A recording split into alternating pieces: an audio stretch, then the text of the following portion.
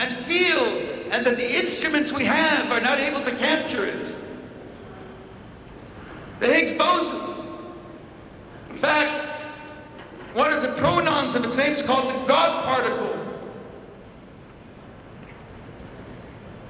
In neurology, in the field of genetics, you cannot change your genes. You cannot. And the Jewish genes and the non-Jewish genes is the same. Did you know that? The DNA is the same. The DNA is different, but not the genetics. So, you can't control your genetics. So what if someone has this propensity for evil? Do we have free choice or don't we have free choice? Should a person be punished for doing something wrong or not? Is there such a thing as fundamental evil or is there not? So they now discovered in a control study that there's such a thing called the epigene. The epigene doesn't change the genetic, but it controls the genetic. It can suppress certain genes, and it can express certain genes. It can suppress genes of evil and express genes of creativity. It can suppress genes of sadness, of depression, and express genes of joyfulness. What is this epigene? They don't know exactly what it is, because again, they cannot measure it. It's attached to the genetic, it's attached to the gene, but we don't have the instruments to be able to measure it. So what causes this epigene? What makes it work? How does it come about? Now this is one of the most important things I'm going to tell you tonight. It doesn't come about from intellect. It doesn't come across as emotion. Intellectually, there were smart people by the Goyim as they were by the Jews.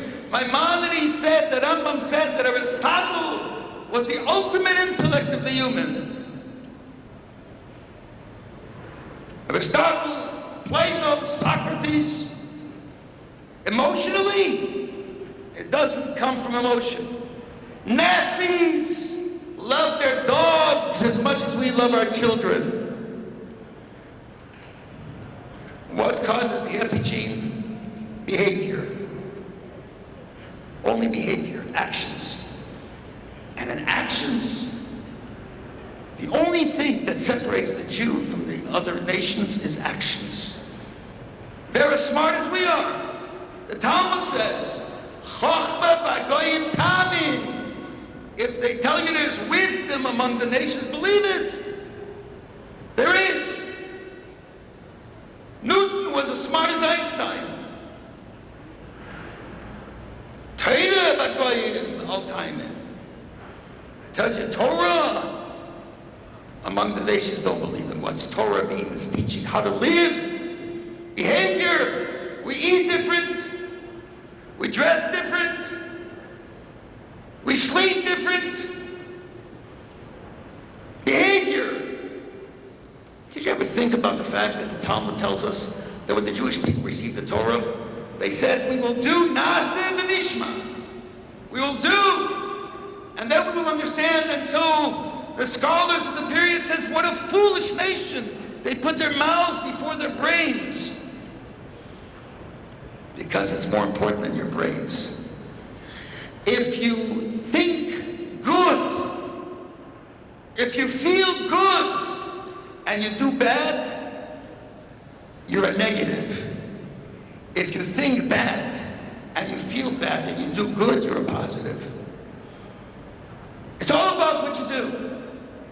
The Alter Rebbe came along, and he said, scholarship is critical, but it's the mitzvah of God. Mitzvah does not only mean commandment, it means connection.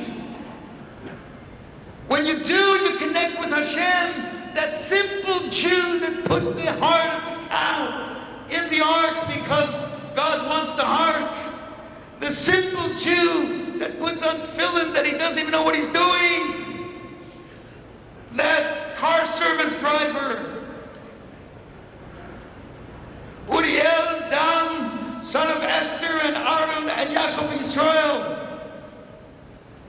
When he wraps tefillin tomorrow afternoon, he will connect with God. He will do the ultimate practicality. Our children today are searching for meaning.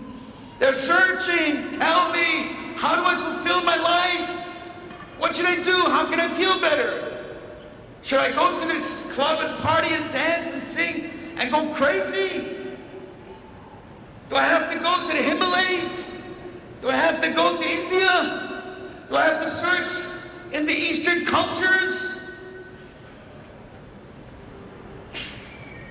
A psychiatrist, I heard this, asked the Rebbe, what did Chassidus add to the repertoire of what we have?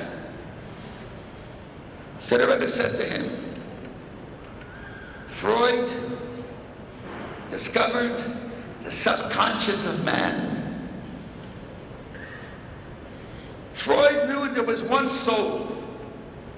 One soul. A person has a body and he has a soul. He has his physical existence and he has his emotional, psychological existence. Freud, who was a brilliant psychiatrist, the previous Rebbe's father actually visited him. The Rebbe said he entered into the substructure of the human. He entered into the subconscious of the human. He went into the source of the human. And what did he find? He found that what's at the source of the human? Ego, id, ego, libido, pleasure, security, power. And it's been expanded by society. I don't want to mention the secular works today on Yudis Kislev.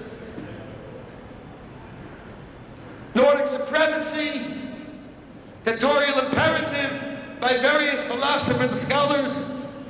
The Rebbe said he entered into the subconscious of the human and he found that the subconscious of the human is the same as the subconscious of an animal. What does an animal want? Pleasure, ego, security, power. Same. But the Alter Rebbe said there are two souls. There's another soul. And Chassidus went deeper than Einstein. He went underneath the subconscious of the human animal. And he went to the subconscious of the soul. When you're only dealing with the animal, Musar is adequate. You feel like an animal? Deny yourself pleasure. Don't have part of this physical world. Sleep on rocks, like those people did, like the elder of the Alter, as I mentioned before, did. Don't have pleasure world. Deny yourself the world. Close yourself off from the world. Create borders around yourself. It's impossible today. You used to be able to, Shtetl, you could keep your kids together. There used to be a time when Beit Brak was a closed society. Today, with this little machine, that my great-grandchildren know how to work better than me. There are no more walls. You can't protect society with building walls. It has to be internalized. So the Rebbe said, Chassidus went deeper than Einstein. And deeper than Einstein, he found a godly soul, light. And light, animals are afraid of light. Animals stand back from light. You have to brighten the light that exists. And that brings us to the most important question of tonight. I asked you a question, why Hasidus? I work in a prison environment. And today, I work with many Jews in prison. I was in prison last week, in 2 different prisons. We work with 5,000 Jews in 400 prisons and their families. Over the last 39 years, I worked with 25,000 plus Jews in prison.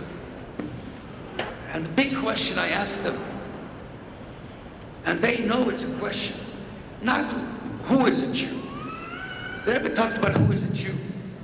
Because that's technical. You have to know who's a Jew. A Jew is a Jew born of a Jewish mother, or a Jew who naturalized according to Jewish law. I don't use the word converted, because there's no such thing as conversion. A Jew doesn't convert. There's no change.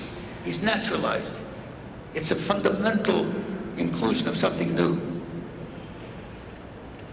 But the most important question is not who is Jew, but why are we Jewish? You know that you get killed for being Jewish? You get killed for being Jewish. Who? Why?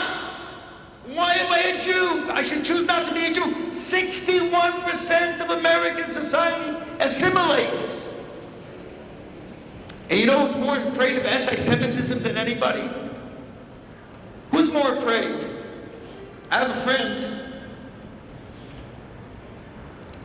and this friend is a very important person. He's a big philanthropist. He's a very intelligent person. He's a leader. He calls me up. He said, "Rabbi, take a look what's going on with anti-Semitism." So I went to see him, and I said to him, "Listen, my friend, not to mention names." I said, "Let me ask you a question." And he's totally assimilated. He barely, on Yom Kippur, he goes to Shul till it's 5 o'clock. 5 o'clock, it's not the whole day. 5 o'clock is after Yom Kippur in his temple. And then he breaks his fast on pork. So imagine how distant he is. I said, let me ask you a question. How is it that you are more afraid of anti-Semitism than me? I'm not worried about anti-Semitism. He says, really, Rabbi? You're not worried about anti-Semitism? I said, let me ask you. I said, well, you got